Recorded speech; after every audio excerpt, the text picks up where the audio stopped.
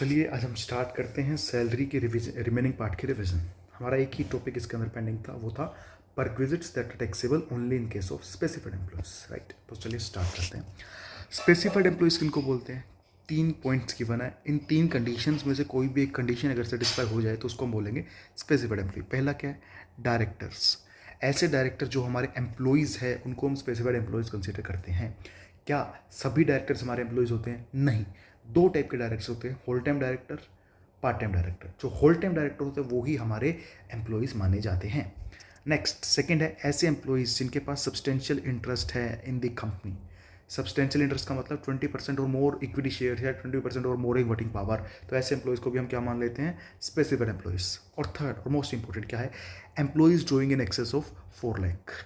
ये जो 4 लाख है ये चेंज अभी हुआ है, इससे पहले यहाँ पे लिमिट होती थी 50,000 की। राइट, इस 4 लाख की अमाउंट के लिए हम क्या क्या चीज़ कंसीडर करेंगे? Basic, DA, DA total, commission total, उसके बाद बोनस, फीस, टैक्सेबल अलावेंसेज, कोई और टैक्सेबल पेमेंट या फिर कोई और मॉनिटरी पेमेंट, सारी चीज़ ऐड करने के बाद स्टैंडर्ड डिडक्शन लेस कर देंगे।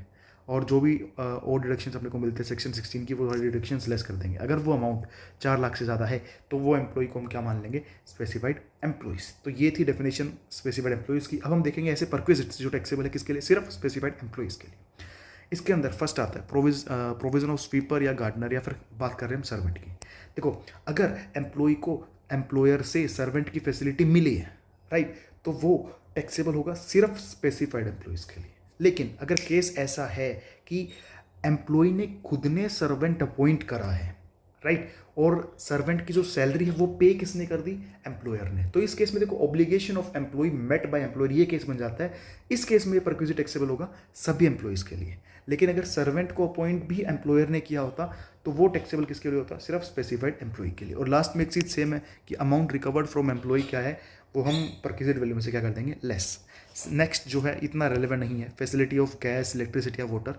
तो इसमें देखो, payment is made to third party, मतलब एक कंपनी ने एम्प्लॉयर ने अपने एम्प्लॉय को इलेक्ट्रिसिटी, गैस, वाटर, इनकी सर्विसेज या फैसिलिटीज़ प्रोवाइड की है, ठीक है, और किसी और पार्टी से परचेज करके एम्प्लॉय को प्रोवाइड किया है। तो जितनी हमने किसी और पार्टी को पेमेंट करी है वो हमारी क्या बन जाएगा? Perquisite value.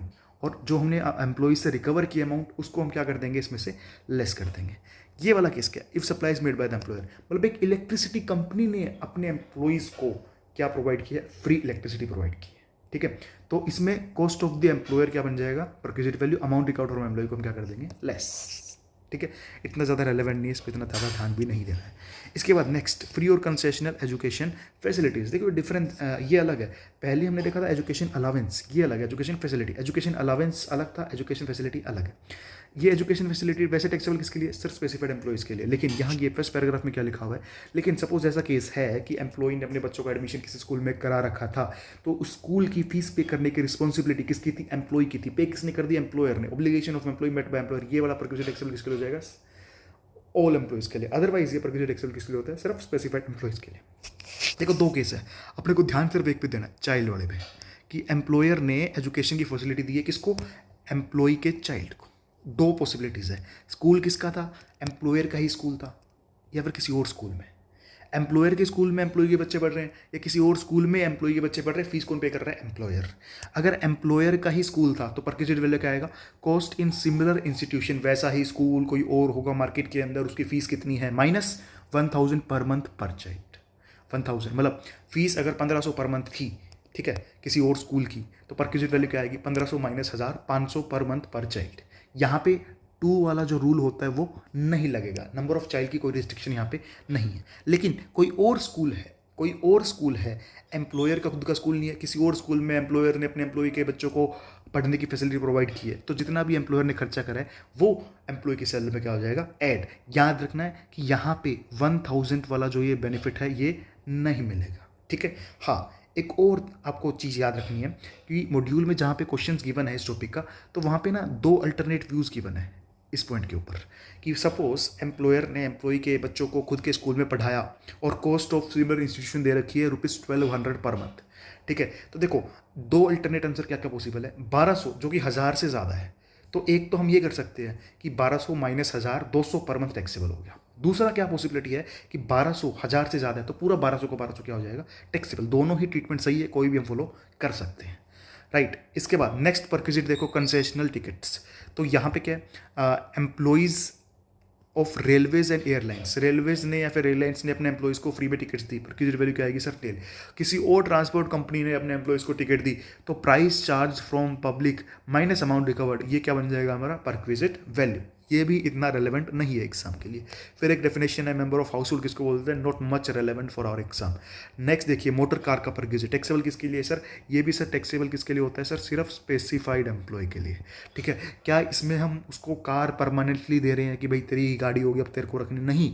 ये जो कार है हम उसको सिर्फ यूज़ करने के लिए दे रहे हैं। ट्रांसफर का प्रोविजन हमने पहले देख चुका है, ठीक है। तो यहाँ पे हम सिर्फ जो कार उसको प्रोवाइड कर रहे हैं ना यूज़ करने के लिए। देखो पूरी टेबल के अंदर ये वाला पार्ट इतना रेलेवेंट नहीं है, हम पहले दो पार्ट देख रहे हैं। Provided by employer, own by employee, कि गाड़ी किसकी थी, एम्प्लॉयर ने गाड़ी प्रोवाइड की है या फिर गाड़ी खुद एम्प्लॉय की थी। उसके बाद खर्चे किसने पे करे, एम्प्लॉय ने खर्चे पे करे, एम्प्लॉयर ने, एम्प्लॉय ने, एम्प्लॉयर ने। दो केसेस हो सकते हैं अलग अलग, ठीक है।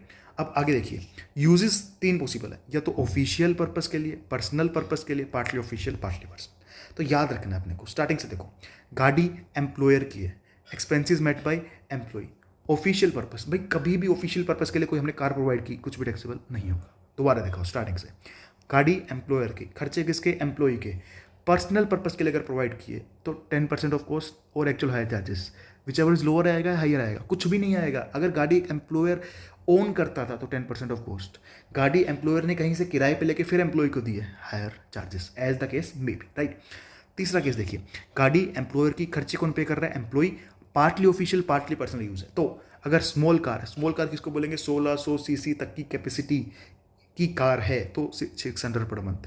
1600 सीसी से ज़्यादा कैपेसिटी की कार है या फिर 1.6 लीटर से ज़्यादा कैपेसिटी की कार है, बिग कार, तो हम क्या मानेंगे, 900 पर मंथ। अगर ड्राइवर भी प्रोवाइड किया प्लस 900 पर मंथ। तब ये चीज़ के अंदर आपको एकदम एग्जैक्ट ये लर्न करनी पड़ेगी। सेकंड केस देखो आगे, गाड़ी किसकी है, एम्प्लॉयर की, खर्चे भी कौन पेयर कर रहा है, एम्प्लॉयर। ऑफिशियल पर्पस दोबारा है, कुछ भी टैक्सेबल नहीं होगा। गाड़ी एम्प्लॉयर की, खर्चे कौन पेयर कर रहा है, एम्प्लॉयर, लेकिन पर्सनल पर्पस है। तो देखो जो ऊपर हमने पढ़ा था एग्जैक्ट सेम, बस एक्सपेंडिचर इनकर्ड ऐड हो गया, expenditure incurred plus 10% of cost और actual hire charges as the case may be, बस ये चीज़ ऐड हुई है, ठीक है। आगे देखिए, गाड़ी एम्प्लॉयर की, खर्चे कौन पे कर रहा है, एम्प्लॉयर, लेकिन partly official partly personal use है। तो भाई अमाउंट इंक्रीज हो गई यहाँ पे, वहाँ था 600 900, यहाँ देखो 1800 2400। छोटी गाड़ी है 1800 पर मंथ, बड़ी गाड़ी है 2400 पर मंथ, ड्राइवर भी है तो 900 पर मंथ। छोटी गाड़ी प्लस ड्राइवर 2700 पर मंथ, बड़ी गाड़ी plus driver 2400 plus 900 2300 per month, right. आगे देखो, गाड़ी किसकी है, एम्प्लॉय की है, खर्चे कौन पे कर रहा है, एम्प्लॉय। भाई गाड़ी भी मेरी, खर्चे भी मेरे, एम्प्लॉयर का क्या रोल है, कुछ भी नहीं है, तो कुछ भी टैक्सेबल नहीं होगा, चाहे कैसा भी यूज हो रहा। दूसरा, गाड़ी एम्प्लॉय की, खर्चे कौन पे कर रहा है, एम्प्लॉयर। ऑफिशियल पर्पस दोबारा कुछ भी टैक्सेबल नहीं होगा। पर्सनल पर्पस, भाई गाड़ी हमारी है ना, तो सिर्फ एक्सपेंडिचर किसने पे करा है, एक्सपेंडिचर किसने करा है, एम्प्लॉयर ने, तो एक्सपेंडिचर इनकर्ड क्या हो जाएगा, टैक्सेबल। दूसरा, पार्टली ऑफिशियल पार्टली पर्सनल, गाड़ी हमारी है, एक्सपेंसेस एम्प्लॉयर ने करे हैं, पार्टली ऑफिशियल पार्टली पर्सनल उसका यूज है। तो एक ये यूनिक ही तरीका है परक्विजिट कैलकुलेट करने का। एक्सपेंडिचर इनकर्ड माइनस करेंगे 1800 अगर स्मॉल कार है, 2400 अगर बिग कार है, और 900 पर मंथ अगर ड्राइवर भी प्रोवाइड किया है, तो ठीक है। तो ये ध्यान रखना है, ये वाला इतना रेलेवेंट है, इसको हम अभी यहाँ पे नहीं देख रहे।